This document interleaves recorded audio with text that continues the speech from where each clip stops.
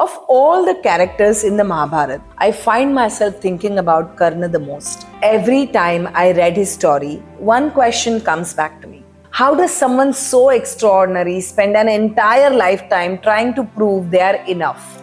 Over the years, I have met people who remind me of Karna. Successful people, capable people, people everyone admires, and yet they carry a quiet belief inside them. I'm still not enough. When I read about Karna today, I don't just see one of the greatest warriors in our epics. I see someone whose identity was shaped long before he had the chance to discover who he really was. Hey champion, welcome to this channel. I'm Dr. Meghna Dikshit, author of the book You Matter. On this channel, we bring interesting understanding of the brain and mind, and we bridge the gap between ancient Indian science and modern psychology. Through our videos, we help you break free from your own limitations and live a life of freedom and joy. If you have not yet subscribed to the channel, do that right now.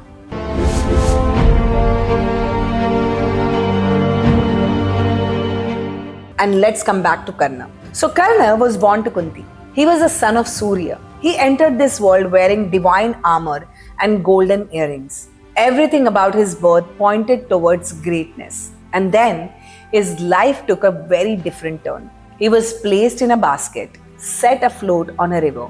Later, he was found by Adhiratha and Radha. They raised him with love. To them, he was simply their son. And to the world, he became a charioteer's son. And that is what he was called, again and again and again. Think about that for a moment. Before Karna had the chance to discover who he was, the world had already decided who he was supposed to be. Years later, Karna steps into the tournament. He challenges Arjun. His skill leaves everyone speechless. Then Kripacharya asks him one question. Tell us your lineage. The atmosphere changes instantly. Nobody's talking about his ability anymore. They're talking about his birth. And I've often wondered what that moment must have felt like. Standing in front of an entire kingdom, knowing exactly what you're capable of, and still being told you don't belong. We have all experienced moments like this. A teacher comparing us to someone else, a parent saying your sibling is much better, a manager telling us you're not leadership material. Those moments don't disappear.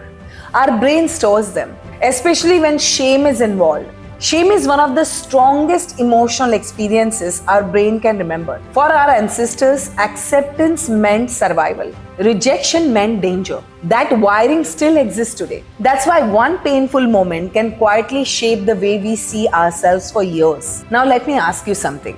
Have you ever caught yourself saying, I'm just not confident? People like me don't do things like that. I'm always the one who gets overlooked. Where did these thoughts come from? They didn't just randomly pop into your mind one day, right? You probably heard them again and again and again until they slowly became your own voice. Psychology has a name for this. It is called identity foreclosure. It happens when we accept an identity before we have had the chance to explore who we really are. That is exactly what happened to Karna. Everywhere he went, he heard the same label, Sutaputra, a charioteer's son. Slowly, the label stopped coming from other people. It became part of how he saw himself. It became a part of who he believed he was. And this is what labels do.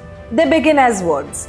Over time, they become beliefs. And beliefs quietly influence the choices we make. I've seen this pattern in so many people. Someone who was told they were not intelligent enough. Someone who grew up hearing people like us don't dream that big. Life moves forward, the label quietly comes along. There's another part of Karna's story I would like you to think about, his generosity. We all know the stories. He gave away his armor, his earrings. He never refused anyone who came to him. His generosity became legendary. And every time I read those stories, another question comes to my mind. What was happening inside Karna? Over the years, I have noticed something. Some people find it very easy to give. They're always available, always helping, always saying yes, always giving. But receiving help feels uncomfortable. Accepting appreciation feels uncomfortable. Putting themselves first feels uncomfortable. Sometimes giving becomes much more than kindness. It becomes a way of feeling accepted. a way of feeling needed, a way of making sure people don't walk away. Psychology calls this the fawn response. Our brain learns that relationships feel safer when we keep everyone else happy. The challenge is the more we try to earn our worth, the further that feeling moves away. Because self-worth does not grow through proving ourselves. It grows when we begin seeing ourselves differently. People often ask me, can a belief like this really change? Yes. Our brain continues changing throughout our lives. Awareness is where that change begins. If Karna had walked into my clinic, I wouldn't begin by talking about confidence. I would begin with a different question. When did you first start believing you had to prove yourself? Every belief has a beginning. Then we would begin noticing what happens inside his body every time that old wound is triggered. Does his chest tighten? Do his shoulders become smaller? Does he immediately start explaining himself? Does he feel the need to achieve more, to give more, to prove more? Our body remembers patterns long before our mind understands them. Once we become aware of those patterns, we can begin changing them.